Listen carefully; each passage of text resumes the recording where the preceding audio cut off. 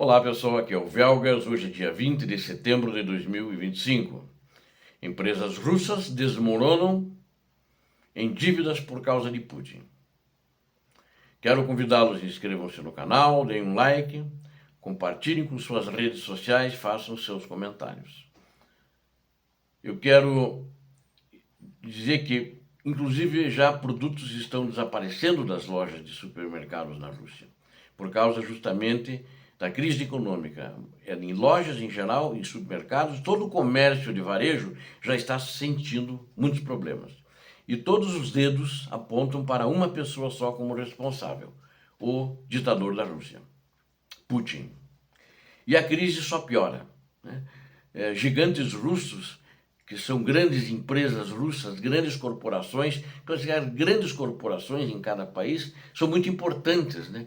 Porque elas geram muitos empregos, elas geram riqueza para o país através de impostos, né? Geram riqueza porque como empregam muita gente, pagam salários, então são importantes. Mas eles já estão se afogando em dívidas, segundo eles, por causa do ditador da Rússia, Vladimir Putin.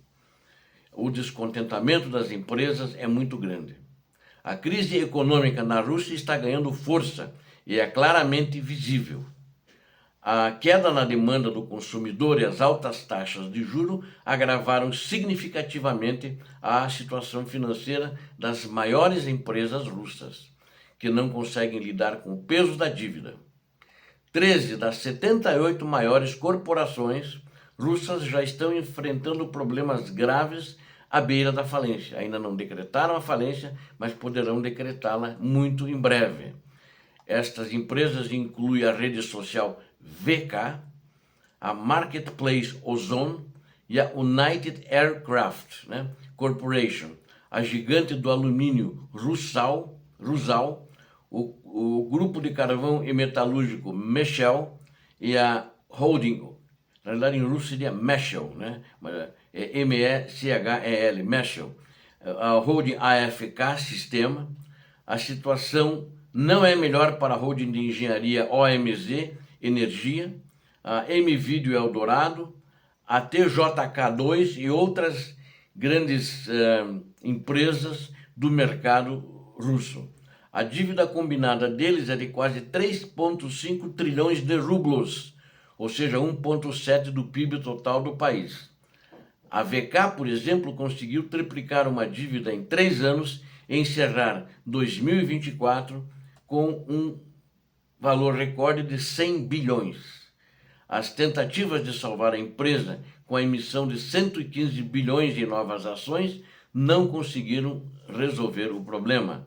Para sobreviver, a VK agora tenta atrair usuários do YouTube e do Telegram para seus serviços, mas até agora isso não tem tido sucesso. A Ozon, que mal alcançou as maiores varejistas em termos de faturamento no ano passado, terminou com 59 bilhões de rublos no vermelho, com uma dívida de 240 bilhões.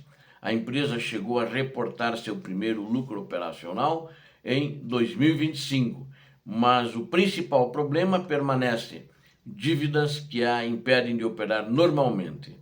A UAC, por sua vez, já não consegue cobrir sua dívida de 2,3 trilhões de rublos, e projetos civis como o Superjet 100, né, é um avião superjato, né, não estão atendendo às expectativas.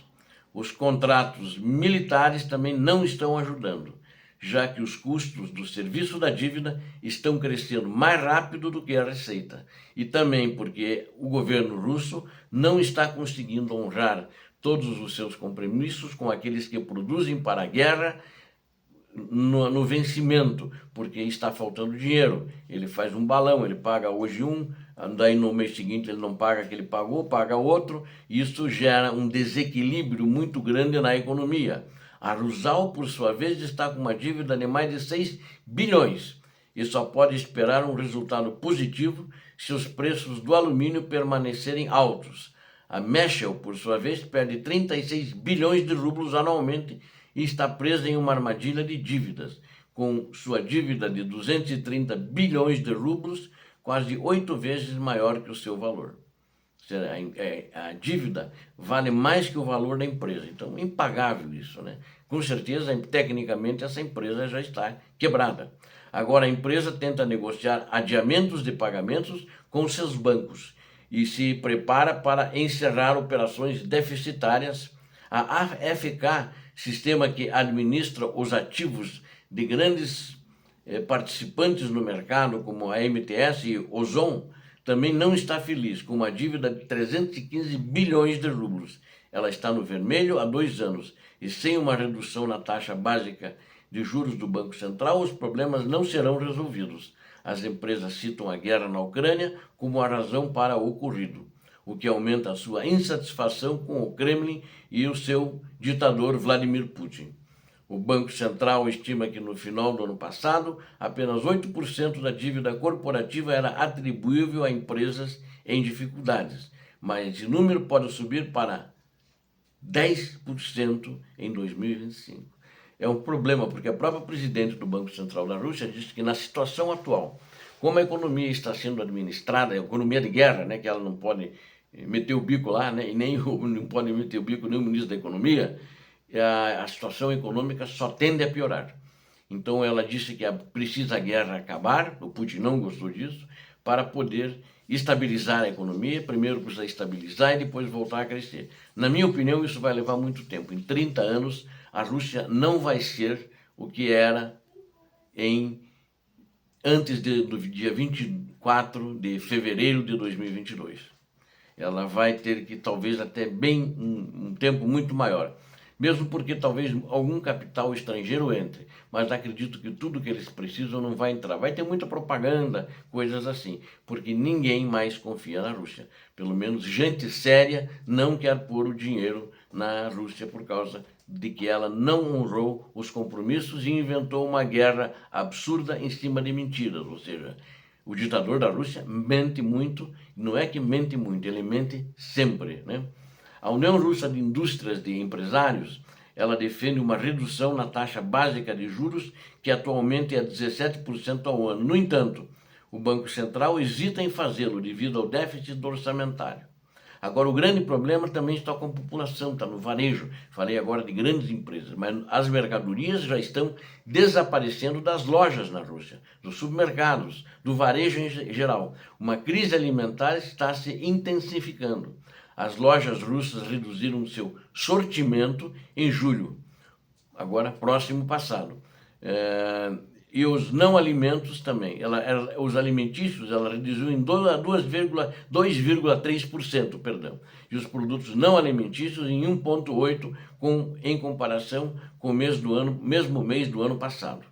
As maiores quedas foram registradas nos segmentos de bebidas alcoólicas, artigos infantis e produtos de higiene pessoal. 5,6%, 5,1% e 7,3%, respectivamente, segundo o The Moscow Times. O X5 Group informou que desde o início da guerra contra a Ucrânia, o sortimento de produtos em suas lojas diminuiu em média de 15% a 20%.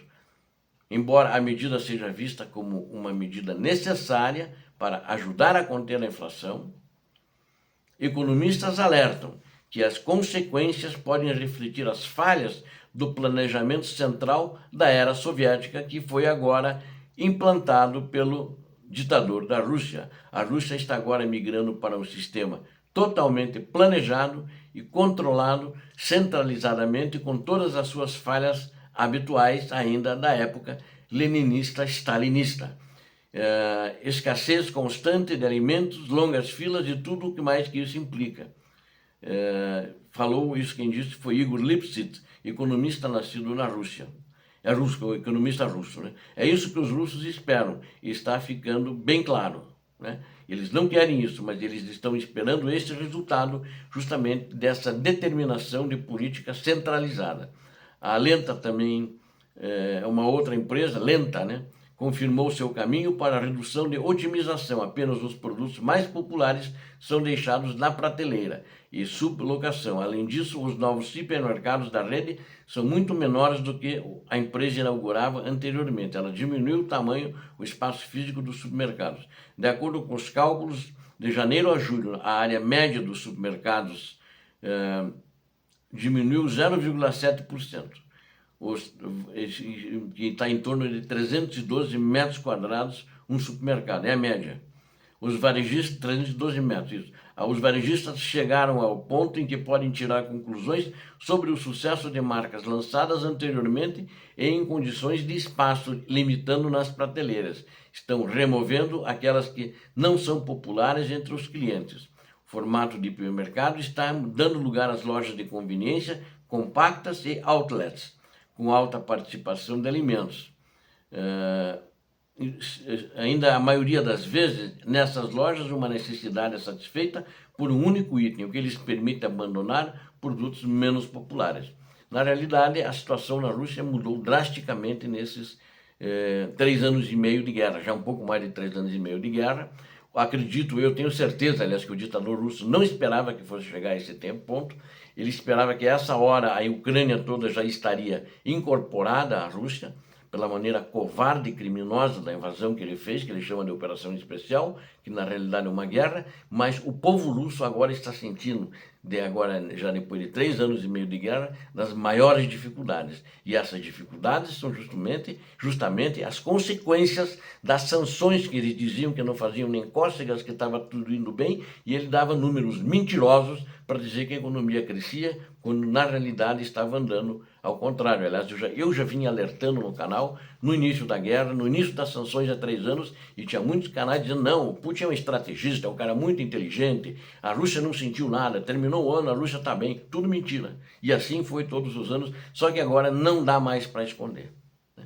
Obrigado a vocês que assistiram esse vídeo, conto com vocês, inscrevam-se no canal, deem um like, compartilhem com suas redes sociais, é importante, peço esse favor para vocês, compartilhem para o maior número possível de pessoas. Deus abençoe a todos vocês, Deus abençoe a Ucrânia, Deus abençoe o Brasil. Paz e bem, paz para toda a humanidade.